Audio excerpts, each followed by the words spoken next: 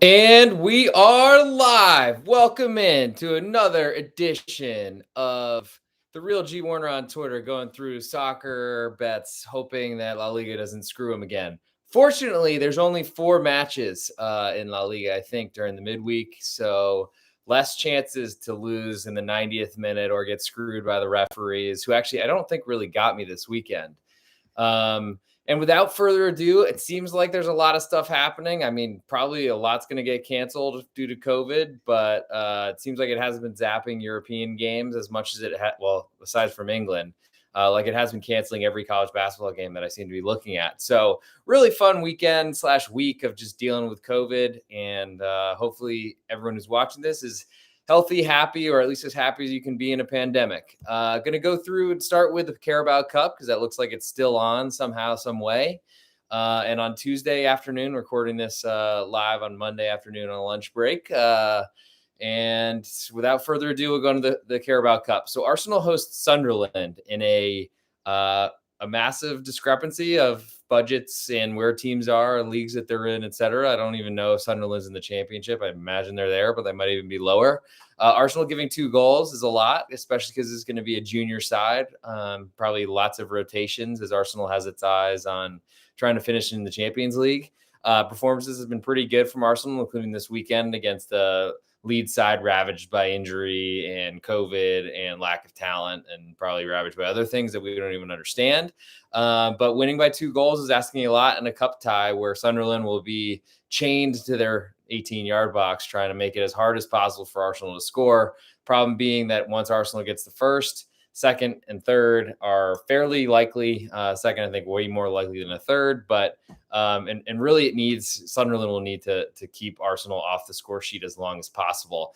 I don't know if I can really believe in that. There's going to be a huge discrepancy in terms of talent on the pitch, and even Arsenal's backups. They got a pretty deep squad. I'm not sure they're that talented at the top end, like the top teams in the Premier League, but they certainly have a lot better players than Sunderland do. So I think I will look past this one and try to focus on other areas to potentially win some money.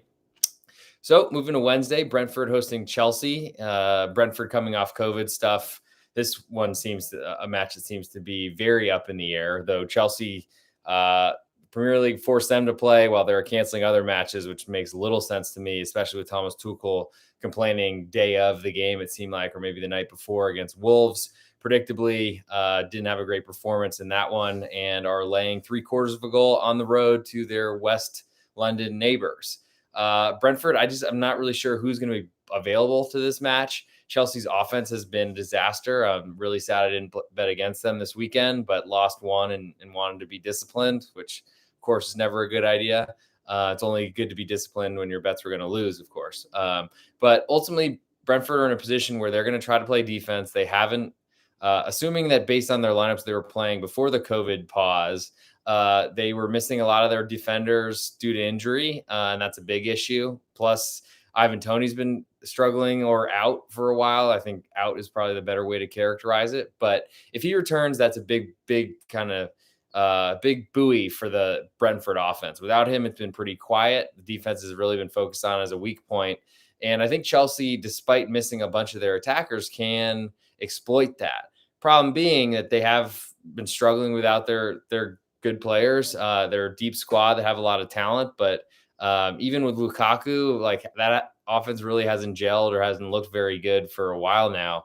So seeing them as a big favorite on the road is of interest to me to be against them, though I think on a team like Brentford dealing with COVID and injuries and a real turn down in form besides the great comeback victory against Watford, which it's sad they even needed that. I guess Brentford, if they caught a full goal, I'd be interested, but it doesn't look like it's going to get there by the time it kicks off on Wednesday. Tottenham hosting West Ham. Currently, Tottenham a 1/4 goal favorite with all the juice on West Ham, which is a bit surprising to me considering how good Tottenham looked and against Liverpool yesterday. I mean, certainly there's refereeing decisions that went their way and went against Liverpool is probably the better way to say it. And I'm not really sure what to really take from West Ham, who are missing a ton of their defenders who, like under Moyes, they're a defensive club that kind of is built on defense and then tries to get the the goal every once in a while. They haven't really been doing that lately. Their defense is really banged up, and they haven't been as good defensively. So I'm kind of surprised to see West Ham getting this much respect from odds makers. I wonder if that means that Tottenham are not expected to play their full. I mean, I feel like they are going to play because they have had so much time off with their own COVID pause that doesn't really make a lot of sense to me. So this line seems cheap. Doesn't seem to be something I want to deal with West Ham with, at least not for until this line climbs higher. And it looks like, if anything, it'll move down to pick them. Next, we got, and it looks like the last of the quarterfinals is Liverpool hosting Leicester. Leicester haven't played in a while. Liverpool are playing, and Klopp seems to want to use all the bodies he got for all these matches, especially with Salah and Mane likely going to the Africa Cup of Nations in the new year.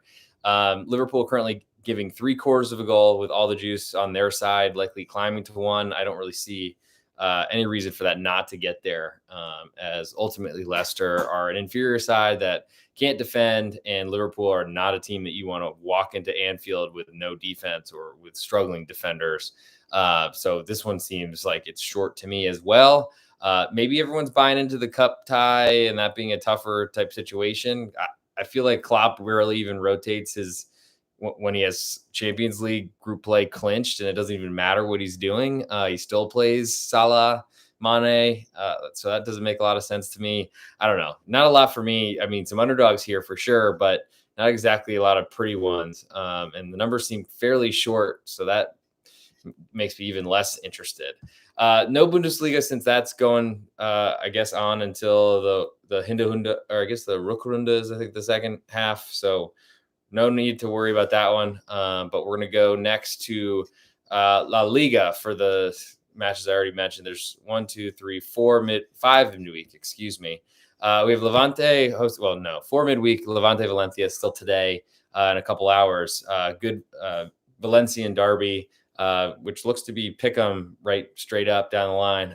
Valencia, I think, are the better side, but for whatever a La Liga Spanish crowd is worth, which I'm not sure they're worth a ton besides getting on referees, which does certainly make a difference. But I'm not sure exactly how much that really swings lines. And certainly I've been feeling the heat and backing the quarter goal underdogs on the road, which to me have looked great for 90 minutes, but can't seem to get through the door. At least couldn't this weekend.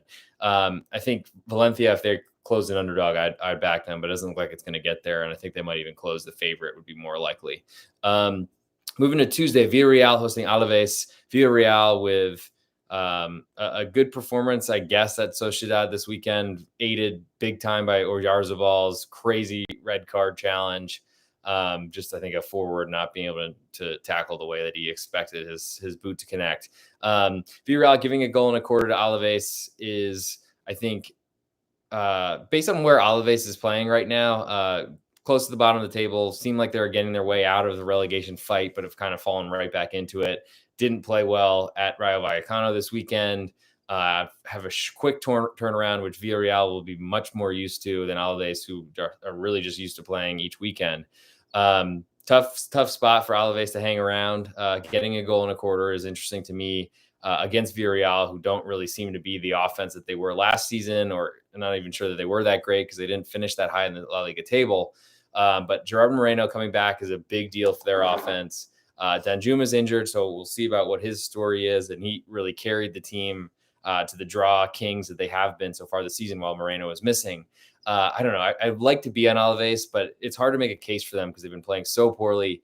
They really seem to score on set pieces or on Jose Lu, and they ultimately make some calamitous mistake at the back every game. And that's too much to do in this case, where it certainly would cover the spread if there's only that one, but then they're pushing forward, and that second goal is much more likely than the first. So I think you got to have some faith in Alaves keeping this close and potentially even taking a lead to want to back them here. It's hard because Villarreal are not really deserving favorite above a goal. So I don't know. Gun to my head, I guess I'm playing Alaves here, but I'm going to try to stay away from it. Next is Sevilla hosting Barcelona, currently giving a quarter of a goal at home.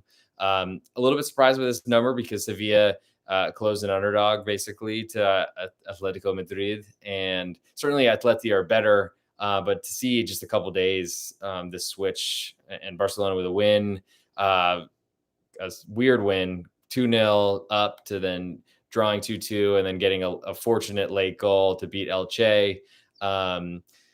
I don't know. I guess that's good for Xavi because he gets another win under his belt, but it certainly wasn't impressive despite a good start to the game, which was questionable to me based on a foul in the box that led to a goal and then all this other sort of stuff. Bad defense, certainly by Elche, which I guess you credit Barcelona for putting the pressure on. But Sevilla are not the greatest team right now. They're struggling with injuries. So I thought this might be a pick 'em. Or maybe at best, I guess, at this number. So it's not that crazy of a number. Barcelona as an underdog is a rare sight in La Liga, but probably not this season, considering they're playing the kids and Xavi doesn't seem to be doing very well. I do think that the kids, the more game time they're getting, they're getting better and better, but they're still based on the expectations and the quality that people expect from Barcelona and the name, it's certainly not there. So seeing Sevilla as a quarter goal favorite, I guess makes sense. I thought maybe we might even get to see some value on Sevilla because Barcelona keep getting bet, even though they're overpriced every match they play, especially with this status of this club or what stage they're in. But Sevilla sitting second in the table, maybe are finally getting a little respect from that. They're missing a ton of players, and we'll see what happens and who they start as striker for this matchup because they basically brought in a guy I never heard of, like second teamer, basically to come in, make a senior debut. Maybe not a debut, but certainly hadn't been an important game in a starting lineup for a match like they were playing Atleti. And we're fortunate to get a late winner after taking the lead and then kind of surrendering that and looking like they're kind of on the back foot. Surprisingly at home from Atleti, who are really struggling.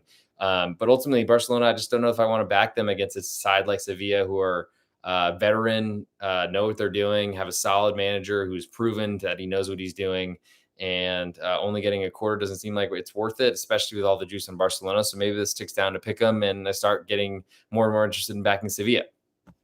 Moving to Wednesday, Granada hosting Atletico Madrid. Currently, Granada getting a full goal with all the juice on their side. Atleti, tough break, I guess, with the late concession this weekend. They played, I think, better than a 2-1 loss would have deserved, but ultimately they're still in a difficult position right now. They're not the same team they were last year, which was really fortunate to get a lot of late wins or get a fortunate goal early and then make another goal in the 85th minute to make it look like they dominated when they were kind of struggling. And the nice part for them is they face Granada, who are nothing like the Europa League team from a couple of years ago.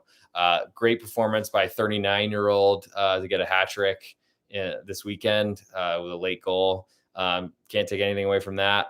Pretty impressive. Luis Suarez has been pretty good. The other Luis Suarez setting up Molina, who I think had the 3 goals, if I'm remembering correctly. Getting a full goal is interesting to me. They're certainly looking like a more stable side than they were at the beginning of the season. Granada looked like a disaster. Look at their relegation fodder for sure. Have been playing better lately and have stabilized. And I think as a full goal underdog from a team like Atleti, who are in peril right now, is of interest to me. I don't know where this juice is going to go. If it falls below 1, I don't know if I'm as interested there. There's probably still value going against Atleti in the situation because they're really struggling for results right now, have a lot of pressure on them, and that's never a good thing as a road favorite. Athletic Club then hosting Real Madrid. Incredible comeback from Athletic Club, taking an early lead. Iñaki Williams in the first goal and then falling behind 2-1 and looking dead. But then Iñaki got loose, had a fireball cannon shot off his left foot to square the match at 2, and then a late goal, like ridiculous deflection, of course, because I had Betis, who I can never get right in either direction. But Athletic Club finally got a win, much needed. We'll probably take some pressure off before they host Real Madrid and are in a position where they're going to get to play the exact game they want to play, which is sit back, counter as much as you can, but sit back, defend, and counter, use their pace and their speed. And with both Williams brothers playing every minute now, it seems like they've got a lot of speed, and that's going to be a big problem for Real Madrid, who really aren't built to handle pace right now. Real Madrid are already like winning a bunch of matches they don't really deserve. They're scoring a ton of goals that are probably very low XG. So, I'm very interested in going against Real Madrid. I don't know that a quarter of a goal favorite on the road is enough that makes me feel like comfortable going against them, because really you need a win to bag a full unit, and that's certainly tough to ask. But Real Madrid are dealing with COVID. They've knocked out a couple players so far from the weekend against Cadiz, and maybe there's going to be some more that come for midweek. You don't know what happens, but COVID tests, I think, usually take 3 or 5 days once you get exposed for it to hit. So there could be some absentees that might make a big difference here, and that would certainly increase my interest in Athletic Club. Ultimately, I'm hoping this climbs to a half so I can get a home draw and that be a full unit paid. But at the same time, I don't know if that stopped me from playing a quarter if I really like to side. Now moving to Serie A, which I think is playing a full week after having Coppa Italia midweek and then full slate this weekend. So there's quick turnarounds and certainly depth will be tested. Udonese hosting Salernitana, currently giving a goal and a quarter.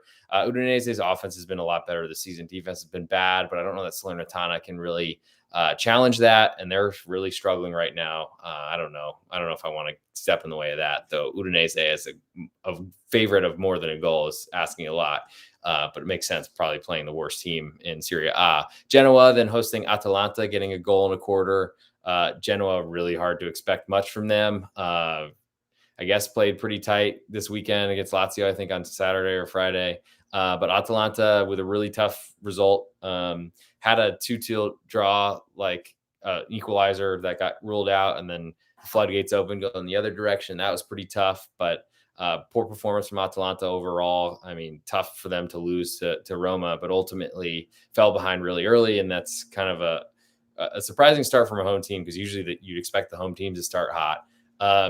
So they're going to be out for blood here. And Genoa, can they score goals? Not really. They're going to have plenty of opportunity and space because Atalanta are going to push forward and play an aggressive style.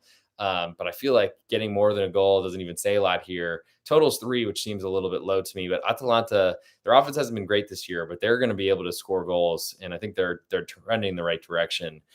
Did some rotation maybe in the matchup this weekend. Maybe that was unavailable players, but should be pretty strong for this one. Granted, I think they would have played the best lineup they could against Roma, considering the differences between Roma and Genoa in terms of talent and budget and all that sort of stuff.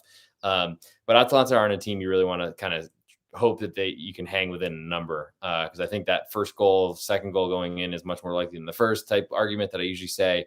But Atalanta certainly could get to 3 or 4, and Genoa, I think getting 1 is going to be a challenge even against an open Atalanta side. Juve then hosting Cagliari, currently giving 2 goals, all the juice in the Cagliari side, basically because they've been playing so poorly. Bottom of the table, don't have a lot of resources or talent, and Juve in a relatively tough spot with Bologna this weekend on the road were installed as a pretty significant favorite, less than a goal, but still a pretty respectful number. And we're in control, though, parking the bus pretty early, and seems to be what Allegri's going to do with a 1-goal lead. That makes Cagliari a little bit more interesting to me, but really depends when they give up that first goal, and certainly don't want to lose the full second goal of insurance to push if they lose 2-0. But I think that's what's going to determine this matchup is when Juve can score, certainly if they concede, but when that first goal goes in to see when the second comes. Wouldn't put it past them getting 2 in stoppage time, especially if I was backing Cagliari, but I'm not going to make any excuses before I even bet the match. So we'll see what happens. I do think the Cagliari are in a tough spot. Really hard to believe they're going to score, but getting 2 goals is a pretty big number.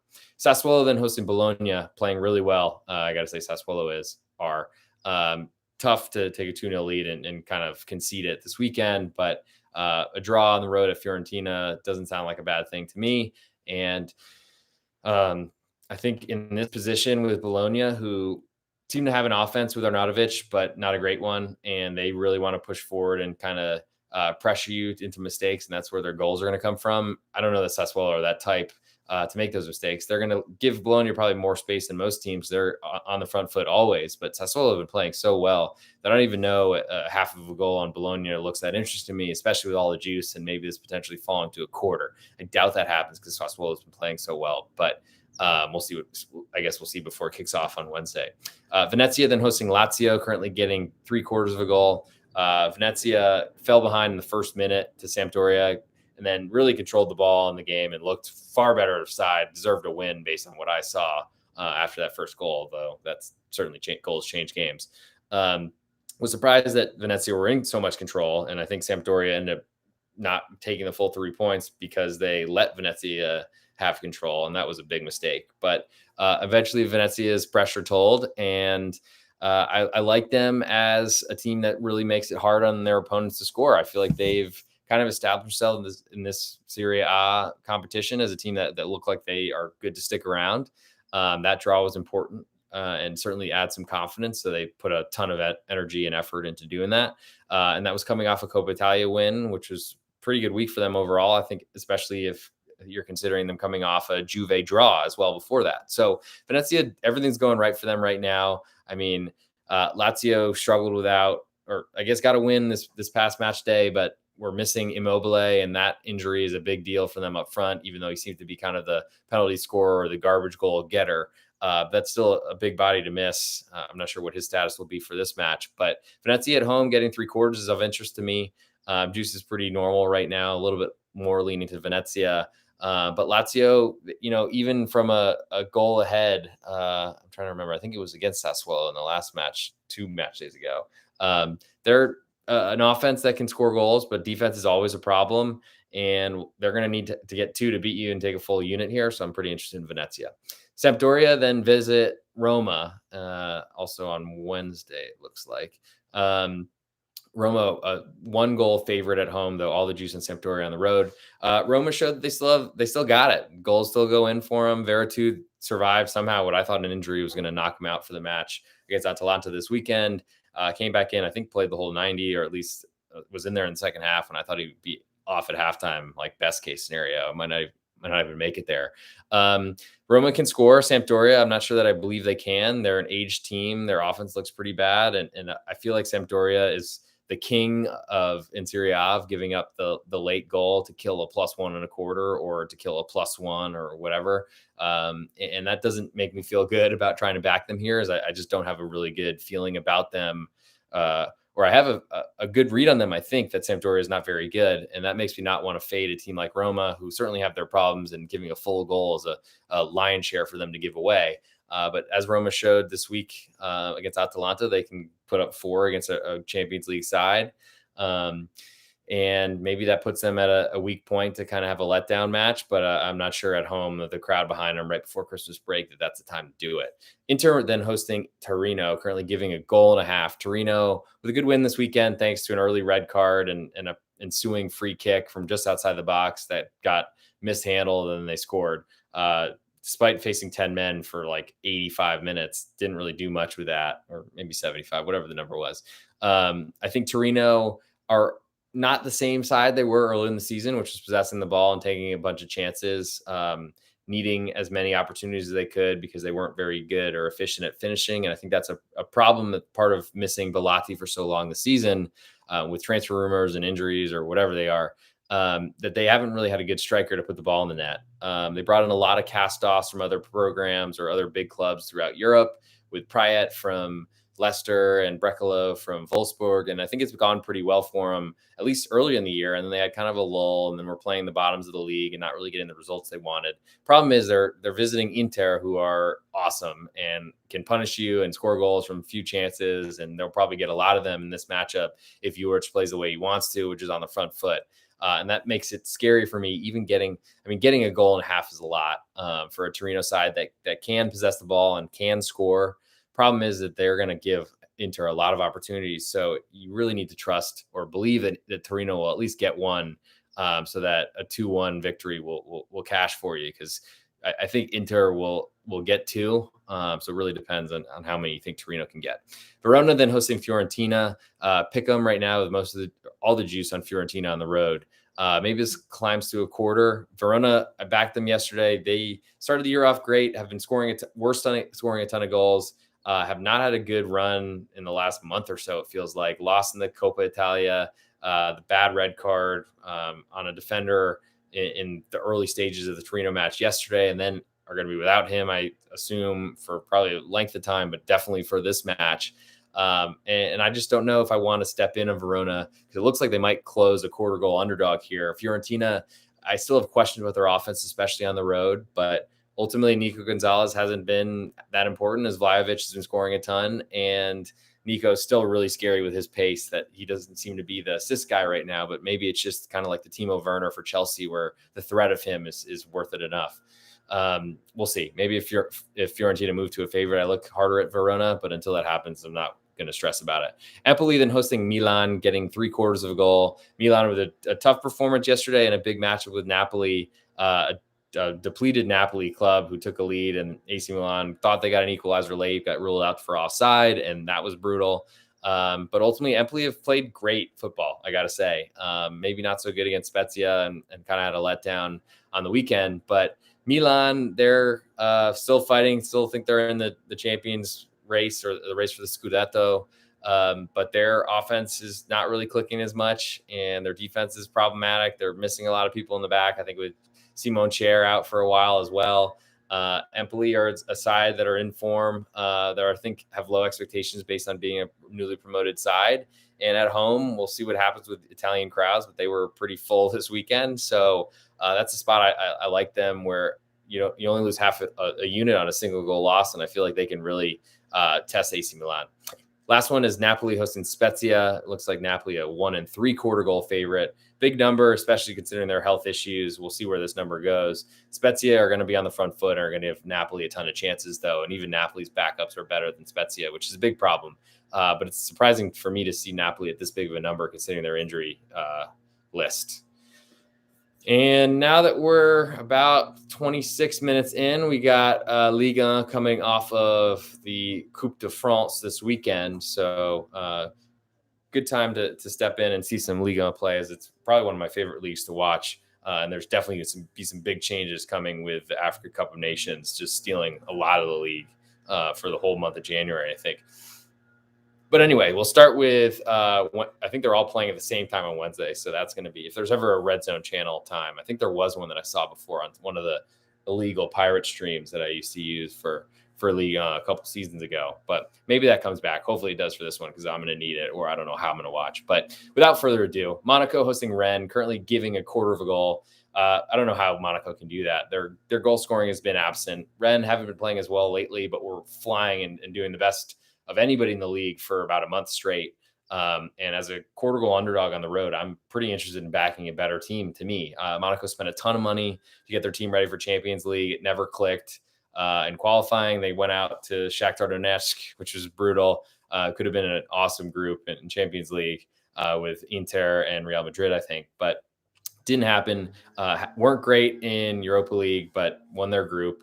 And from where I sit right now as a 1/4 goal favorite, I mean, they probably deserve to be based on home field, but that's a stadium that never seems to be loud, doesn't really seem to have great attendance. I guess there's a lot of other things to do in Monaco, apparently, besides gambling or going to soccer matches and Grand Prix or whatever. I think Rennes, just coming off not a great performance in their last couple of matches, I think are in a decent position, because I still believe in who they are, and the team that they've built, I think, is really strong, and I think can really go toe-to-toe with Monaco, who struggle to score, and I think their defense is fairly problematic for a team that spent so much in the transfer window.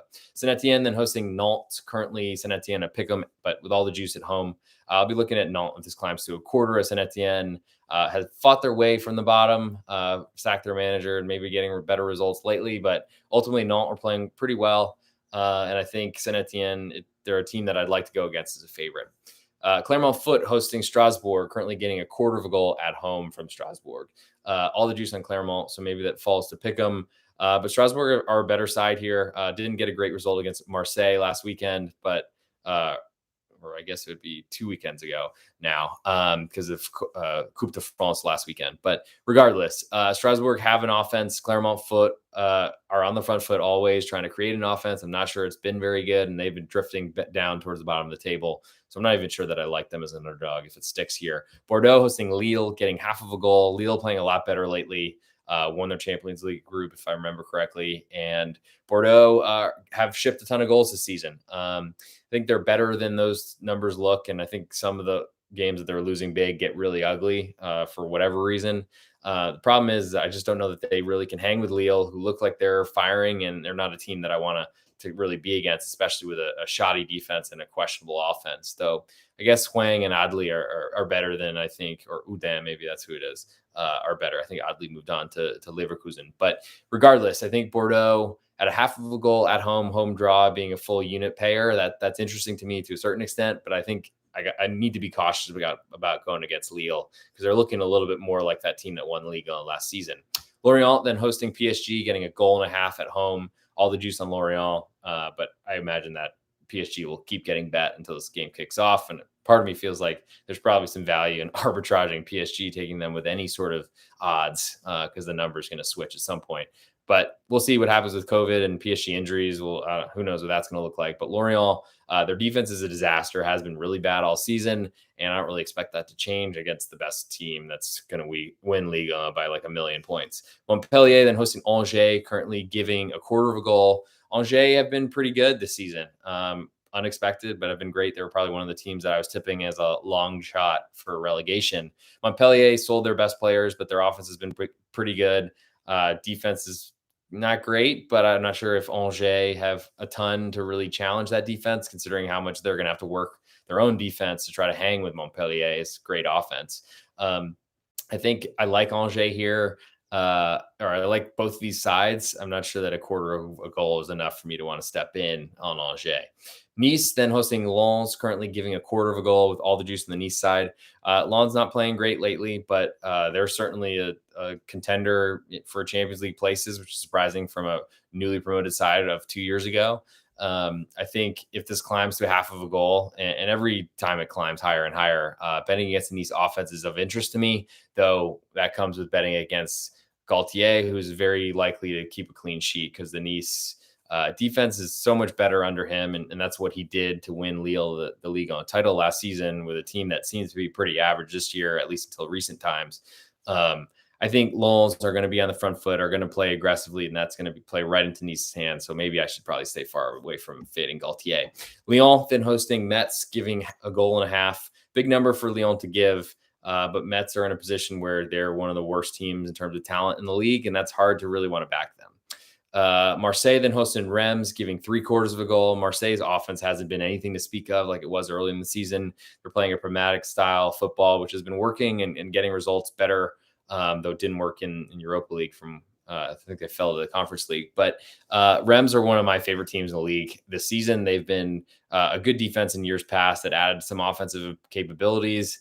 And I think they've got some young stars, and they've been really, really good.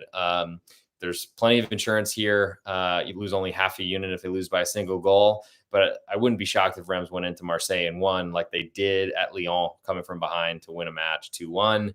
And, I just don't know that Marseille, until they keep playing Arkadiusz Milik, that they really don't have enough of an offense up front for me to be afraid of, because the false nine stuff just doesn't really seem to deliver, because then you're relying on Dimitri Payet to create on a corner or a set piece. So, and that's some low XG type situations. So I'm very interested in backing Reims. We'll see what happens. Last but not least is Troyes hosting Brest. Currently Troyes pick them with all the juice on their side. I don't know where this number doesn't make any sense to me. Brest honestly could be closer to a favorite to me in this situation and feel right. They've been playing great. Maybe there's some injury issues or COVID stuff going on through the club. We'll see. It was an onslaught of lineups coming out on Wednesday because they're all coming out at the same time and matches kicking off at the same time, which is ridiculous in my opinion, but whatever. I guess that's probably French tradition. Troyes just don't seem to be a very good side to me, recently promoted. They don't have much of an offense. So I'm looking to back Brest and would even consider them getting odds at Pick'em. Though probably will be waiting and keeping an eye on this one to see if it ticks to a quarter. So that is the midweek slate, according to the real_G Warner on Twitter. Hit me up with any questions you got on there. Hope you enjoyed 33 minutes and enjoy the holidays. Going to see if we can do something coming up with the festive fixtures, but who knows what's going on in England until then. And I guess until then, see you soon.